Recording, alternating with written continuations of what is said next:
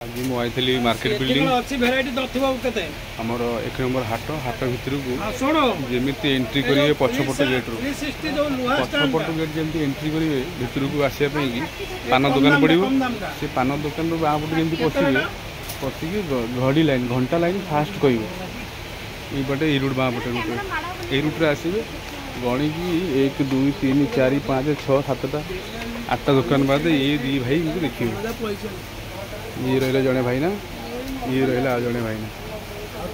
हूँ ये गोटे कभर दुकान यही लोकेशन को आसवे भल प्राइस रे भल जिनस ने जमी आज मुझे गोटे स्टिकटा नेली सेल्फी स्टिक बहुत भल प्राइस रे आउ द्वितीय कथा है कौन बहुत भल लगे व्यवहार आउ जिनस बहुत टेस्टी। द्वितीय गोटे माइक नेली ये भी बहुत भल रहा से गोटे भल कभरटा पकई देती मोबाइल देहरे मु घर को गले काढ़ी देखी तो भाई आपण सागर कथा हेली बहुत भल लगिला आ जिनस नेली बहुत खुशी लगिला आ बहुत मजा लगिला किनिया की तो भाई पाखु लोक आसतु